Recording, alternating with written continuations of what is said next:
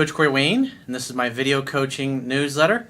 And the topic of today's newsletter is going to be Trust Your Feelings. Well, I've got an email here from a woman. She's 54 years old. She's a lifetime fitness fanatic. She says she's been working out since she was in high school. And just this past year, she recently retired from a job working in school administration so she could fulfill her passions full time. And so she's been following my work. She just now started to read my book, she says, but she's been watching a lot of my videos, and she says it's really changed her life.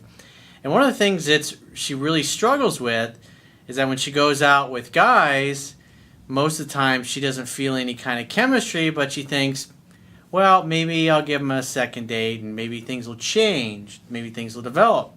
So she feels guilty when she doesn't feel anything in the first date and the guy calls and wants to go out on a second date. But every time she's gone out at a second, even sometimes a third date, when she didn't feel it in the first date, it doesn't really go anywhere. But she struggles with the fact that she feels guilty because obviously she's got everybody around her going, oh, just give the guy a chance, see what happens. The problem is nothing really happens. And this is something that all of us have to deal with on some level when we meet somebody or we go out on dates, is being able to remain objective, especially when your emotions get involved. So I have a quote that I wrote on this topic, and I'm going to go through her email. The quote says, "Learning to trust your heart, curiosity, and intuition is not something that is usually encouraged or valued in Western societies. Our soul speaks to us through our feelings. Feelings are the language of our souls. Our feelings are our truth and should not be ignored. For centuries, battlefield soldiers have learned to pay attention to and trust their sudden feelings of danger right before they are attacked to help them escape harm.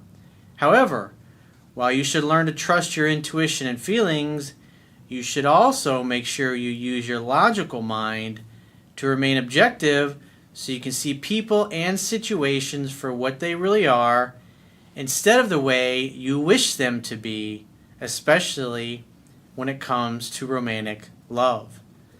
It's definitely something. So the idea is to let your heart lead, to trust your gut, to trust your intuition. But like when you look at things like advertising, any kind of advertising that you watch is designed to elicit an emotional response internally, because people in the advertising industry over 100 years ago figured out that if you can get people's emotions engaged, they then associate positive emotions and feelings with that particular product that they're trying to sell, and then people use logic and reason to talk themselves into buying.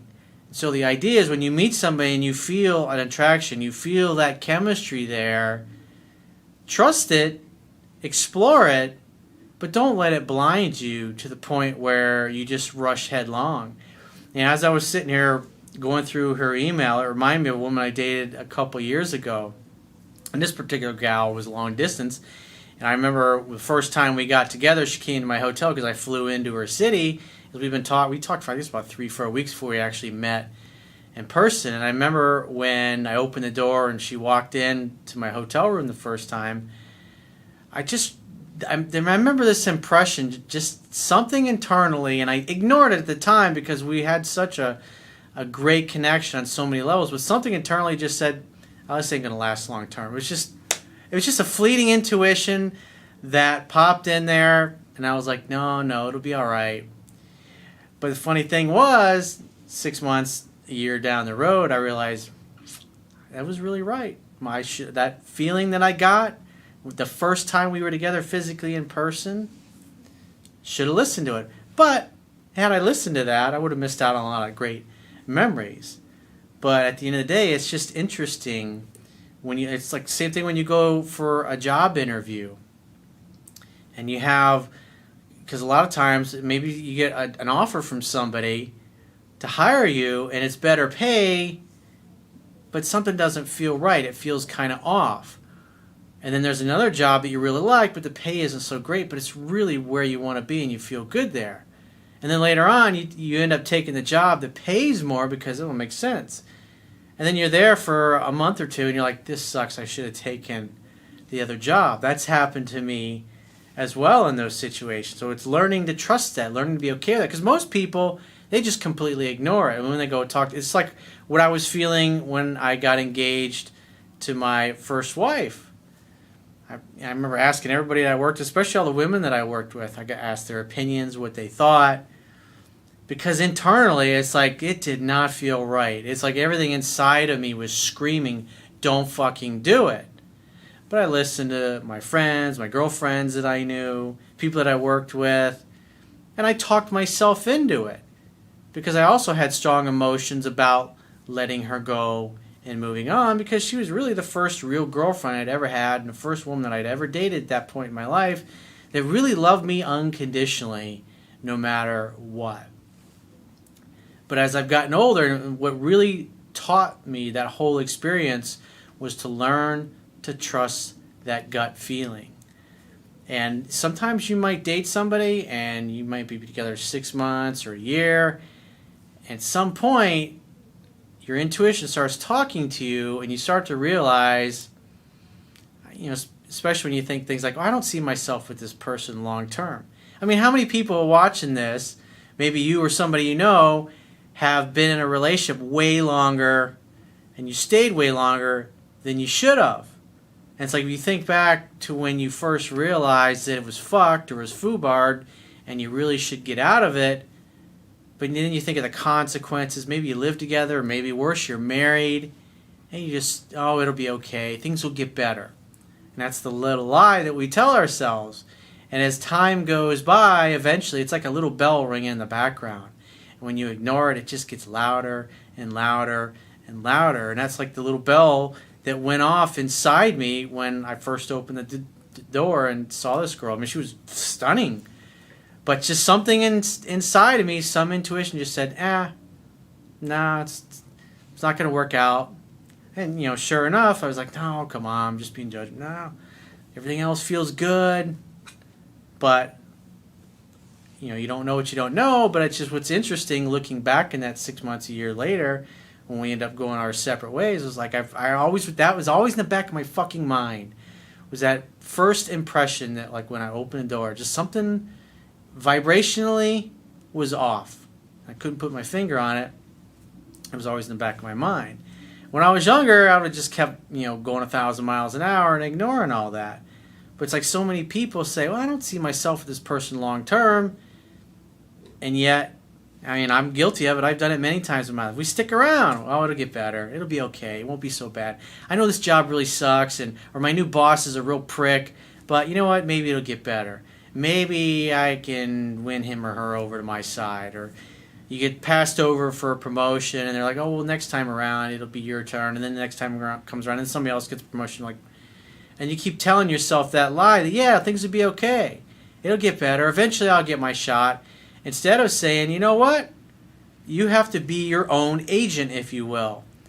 And if you're not getting what you want and it doesn't feel right, line something else up.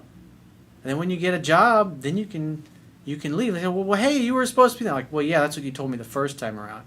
It's like when somebody screws you over, or somebody doesn't come through, somebody doesn't do what they say they're going to do. Current events tend to form future trends, as Gerald Celente likes to say of the Trends Research Institute. One of my favorite quotes from Wayne Dyer, he says, when you trust in yourself, you're trusting in the same wisdom that created you. And learning to trust your intuition is something that's more of an art than a science. Like one of the things Steve Jobs said, you got to learn to trust your heart, your curiosity, and your intuition, because they somehow already know what you want to become. And even if you don't know what you want to become, maybe you're one of those people that are trying to figure out your purpose in life, explore it. At least do the research. Explore what you're curious about and look to see who's making a career at what you're passionate about or what you're really curious about. What types of careers are there? Go explore it. Go shadow somebody for a day at their job if you think you might want to go to school for it or go back to school or change careers or potentially go apply for a job. Just sit down and find out what the day-to-day tasks are like, especially if you're thinking about going out and going into a bunch of debt. to get a career. Because if you can't see yourself working day in and day out in the job, don't look at it and say, well, all the money I'm going to make. Because the bottom line is, if you're not really compelled emotionally to do anything in life, you're just not going to stick with it long term. Like, think about friends. Think about the friends that you really enjoy hanging out with, and those other people that are acquaintances. They're nice from time to time to hang out with. So why don't you hang out with those people that don't really do it for you? And why is it that you hang out with your best friend more than everybody else? It's easier, it's more effortless, it feels more natural. And the more we learn to trust that, the more that shows up in our lives. Because whatever we focus on in life, wherever intention goes, energy always flows. So let's go, with that in mind, let's go through her email. She says, "Hi, Corey. Thank you. I've learned so much from you this past year from watching your video coaching newsletters, and I feel grateful to have found your work." Well, thank you. "I never thought about reading your book." After a year? Come on, man. Or come on, honey. "I never thought about reading your book because I thought it was just for guys. But it actually was written. I wrote it for guys because guys need the most help. But at the end of the day, I have a lot of women clients, and both men and women can benefit, especially if you're a woman and you learn the stuff inside and out. I'm sure every woman that's watching this knows guys that in their lives, maybe even somebody that's a friend or a family member, when you see them doing or saying certain things, you just go, oh.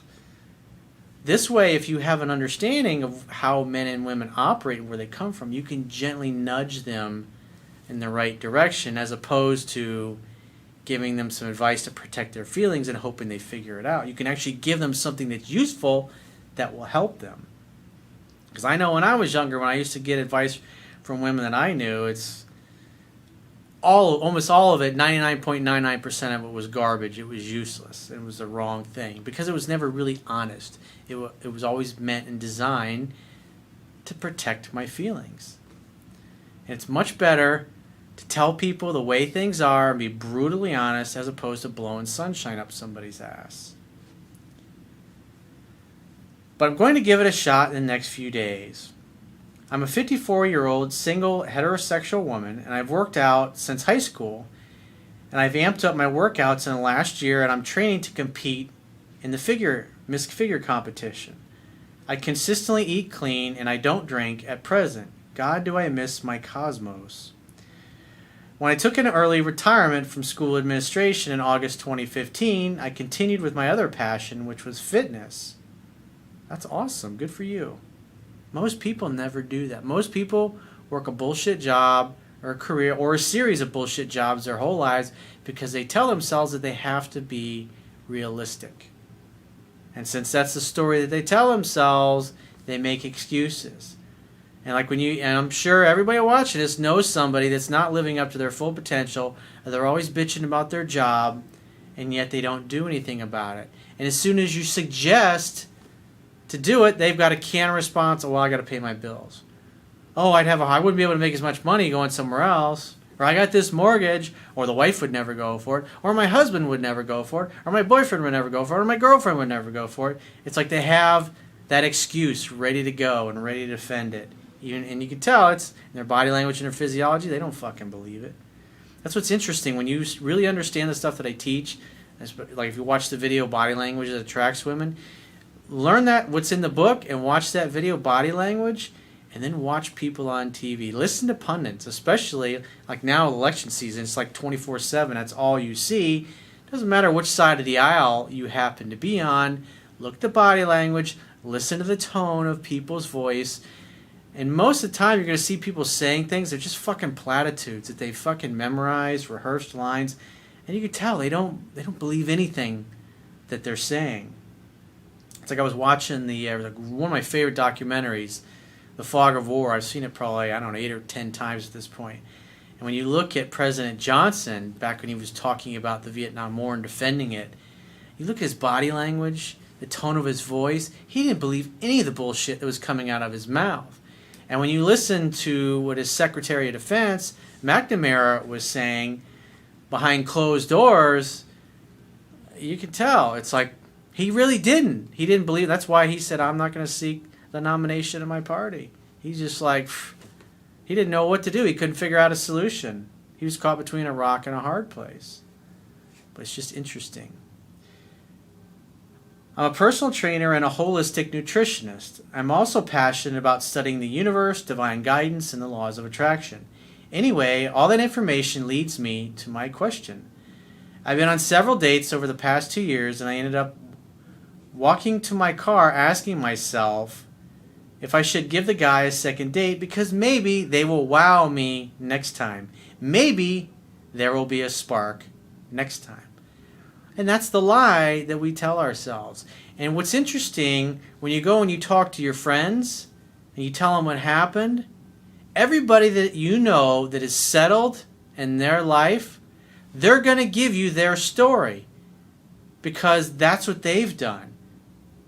And if you just say, no, because more than likely you're talking to people who went on a second or third date and then they talk themselves into it.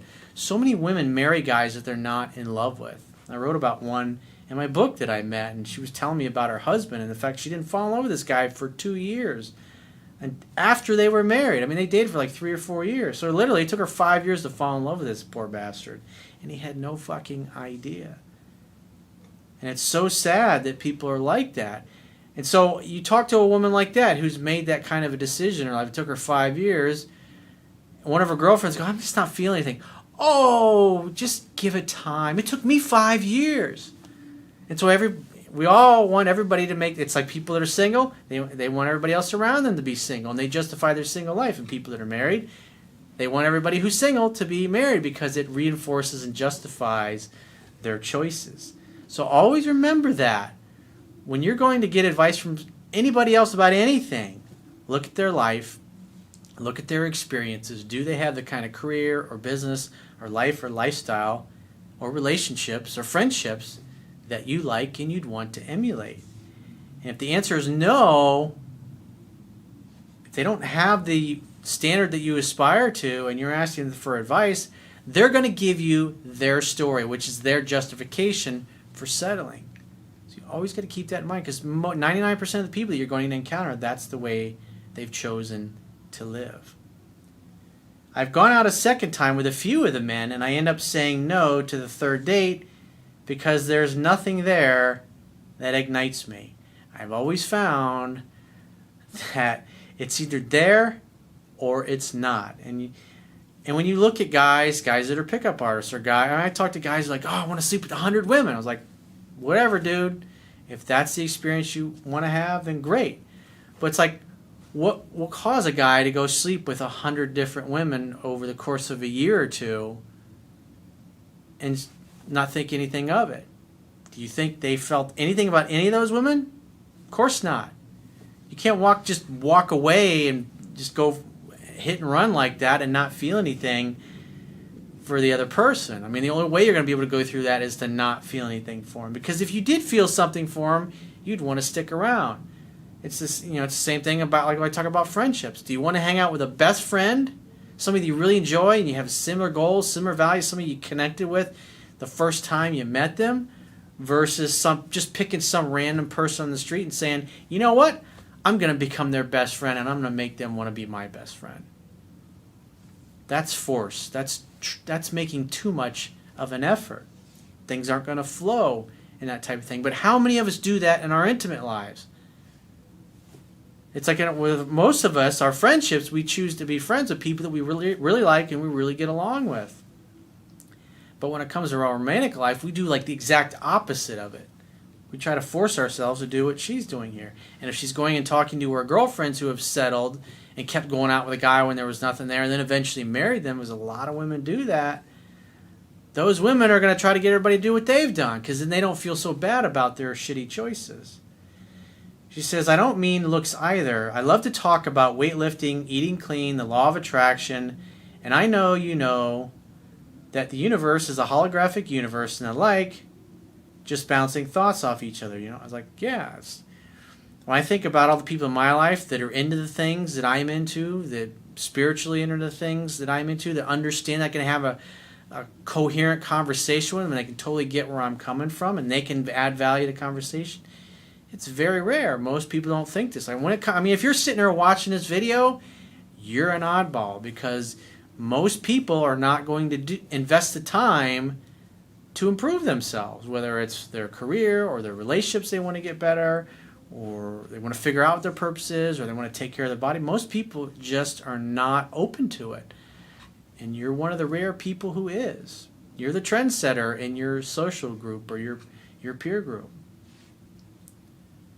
You know, as Wayne Dyer used to say, I should say, it's never crowded along the extra mile. Most people have long since given up and settled. The average person tends to take risks in their 20s when they're younger, and then it's like by the time they hit 30, they're like phoning it in, basically. I picture me talking with a guy about these things, or some version of the like, then kissing passionately, knowing that we have a connection about things that matter to us both. Well, the key is to resist the urge to settle. And it's like people that are into these kinds, like going to yoga retreats or a Tony Robbins seminar, or anything that's like self-help related.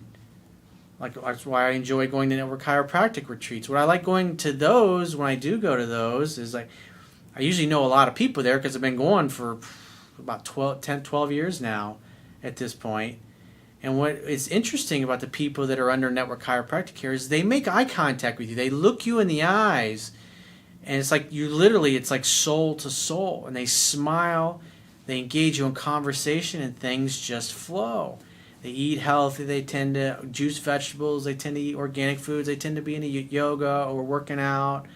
They tend to be more peaceful, more relaxed kind of people, and you just don't meet those kinds of people on the street every day. Most people are just focused on trying to earn a paycheck, earn a living, and get through the week to get to the weekend so they can unplug. And if you ask them why aren't they watching a video like mine or reading a book like mine, they'll go, I don't have the time. I'm just so busy. And that's the excuse. That's their story.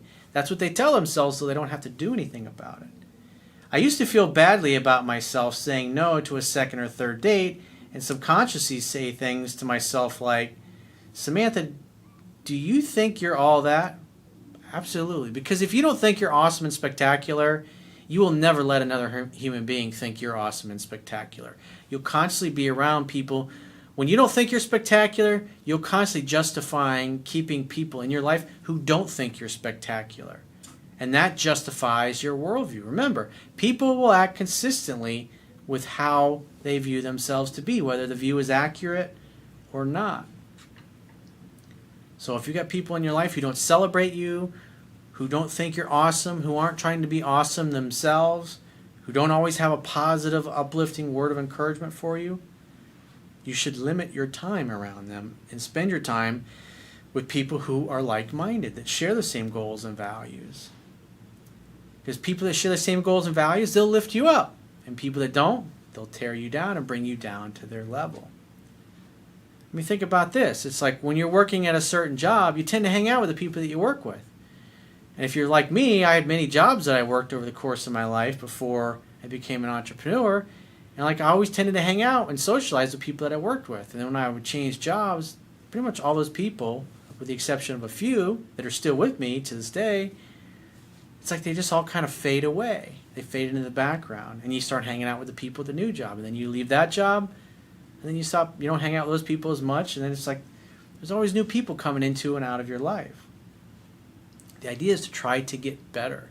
Because every area of your life where you focus yourself and apply yourself, whether it's career or your business or your purpose or taking care of yourself or having friends that share the same goals and interests or dating somebody that you really have fun with. Because, I mean, let's face it, sex is a small part of a relationship. And if you don't like hanging out with a person, it's like you look at the guys that just sleep with one woman after another. There's nothing wrong with that. It's like, I mean, I screwed around a lot when I was younger, and I realized it doesn't do anything for me. It's like glorified masturbation. I want somebody that I feel something for. I want somebody that stirs something inside of me. I want somebody in my life who I actually enjoy listening to. And most people don't do that. Samantha, do you think you're all that you can't give the poor guy another shot? Again, that's like the urge to settle. Especially if you've got people in your life chirping in your ear, trying to get you to settle like they did. You gotta watch that. My favorite quote lately is, "I love the woman I am becoming because I fought to become her." That's a great quote. So my answer to this question is, yes, I'm all that. My question, Corey, is, well, it's kind of a comment and a question together. We people have the right to make judgments about who we want to spend intimate time with, even after only one date. Trust that intuition. And if you're not feeling it, it's just not going to be there. If the guy knew what he was doing and there was chemistry, it would happen. Be okay with that. The worst thing you can do is get stuck in something that's mediocre. Because the longer, it's like what you observe, you participate in. And the more you observe somebody who's mediocre or settling, or the more you're around somebody that there's just nothing there, the longer you do it, the more justification you will give yourself to continue sticking around in bullshit. I know you've had video newsletters about this and thought, because I'm probably not your typical viewer or fan, that you might come in from a different angle. I'm sure that whatever angle you hit it from, it will be fucking spectacular. Well, I do my best. Some videos do better than others. And it's like every day I get up and I do the best that I can. You take the good with the bad. I mean, you can look at the likes. Some videos get tons of likes and tons of views, and others are just kind of average. It's the way it is. And it's like many years ago, I stopped trying to guess what people wanted help with. That's why I started answering emails. Like, answer the stuff that people are asking. And that's what really made my business take off. Instead of me thinking, oh, I think the person needs this or they need that. It's like when I first started my business, what I thought people needed and what would help them compared to like what I focus on today, it's very interesting. It's like being an entrepreneur. Most of your ideas are not going to work. And you have to be good with accepting failure and accepting the fact that most things aren't going to work out. And if you're cool with that, you're a great entrepreneur. But if you're not, you'd be a great employee. And that's okay. Either way, you can still make a lot of money working for other people. I got a buddy of mine that walked away from AOL with $40 million just for 4 or 5 years worth of work. Not a bad deal. And he started out making $35,000 a year for them. He got I wrote an article about it called How to Go from 0 to 40 million in under 5 years, I think it was. You can Google that. And he learned that formula from somebody else. No matter where this email ends up getting answered or on the cutting room floor, I want to thank you immensely again for changing my life, and I mean that from the bottom of my heart. Well, you're welcome. Thanks for applying this, because not only are you changing your life, but you're changing the life of everybody that you come across. Because it's like when you do something, you become a leader. What does the word lead mean? It means to go first. If you're watching this video, you're one of those people that it's like Richard Marcinko said, the founder of SEAL Team 6. He said, your boundary breakers are your point men. Something to think about. So if you'd like to get my help personally, go to my website, click the products tab at the top of your screen on any page of my website, and just follow the instructions for booking whichever option works best for you. And I will talk to you soon.